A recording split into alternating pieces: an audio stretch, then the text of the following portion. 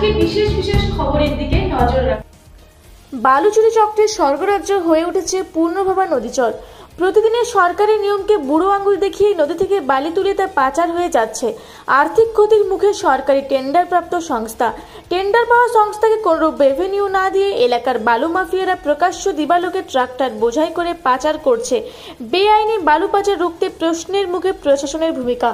গঙ্গারামপুরের মাহুর কিসমত এলাকায় পুনর্ভবা নদীর হরিতলা ঘাটের বালুর অকশন পেয়েছেন পূর্ব বর্ধমানের একটি সংস্থা।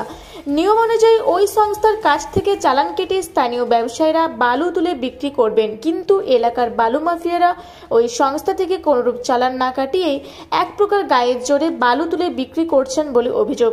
বরাদ্দপ্রাপ্ত সংস্থার তরফে বিষয়টি নিয়ে প্রশাসনের দ্বারস্থ হলেও কোনরূপ সুরাহা মিলছে না বলেও অভিযোগ।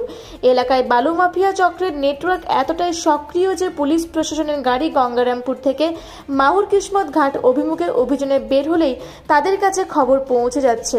অজ্ঞতা খালি হাতে ফিরে আসতে হচ্ছে পুলিশকে। ঘটনায় খবর করতে এলাকায় পৌঁছলে বাধা মুখে পড়তে হয়। চক্রের লোকেরা ছবি তুলতে রাজনৈতিক প্রভাবশালীদের মদতেই এই চক্র সরকারি নিয়মকে বুড়ো আঙুল দেখিয়ে কারবার চালিয়ে যাচ্ছে বলে অভিযোগ। কারণ দিনের বেলায় প্রকাশ্যে বালু বোঝা ট্রাক্টর এলাকা দাপিয়ে বেড়ালেও কেউ কিছু বলার সাহস দেখাতে পারছেন না বলে স্থানীয়দের অভিযোগ। আমি দক্ষিণ দিনাজপুরের পুনর্ভবা রিভারের উপরে 3টে ঘাট সরকারিভাবে অকশনে পাই। এমতো অবস্থায় সরকারি মাইনিং বন্ধ আছে।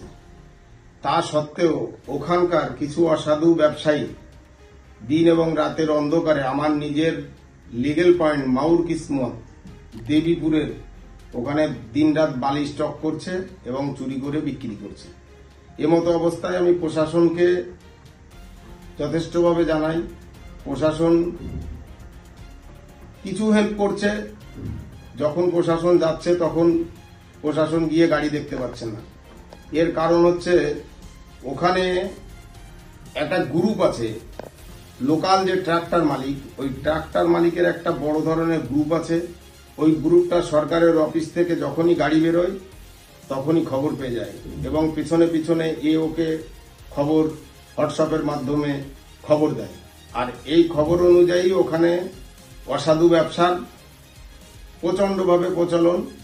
সরকারি রিভিনিউরও প্রচণ্ড ক্ষতি হচ্ছে। যাতে প্রশাসন আমাদেরকে এই চুরিটা বন্ধ করে এবং আমাদের ঘাট সঠিকভাবে পরিচালনার জন্য যদি আমাদের। গঙ্গারামপুর থেকে বিদ্যুৎ কুমার মাহাতোর রিপোর্ট, রূপসী বাংলা মিডিয়া।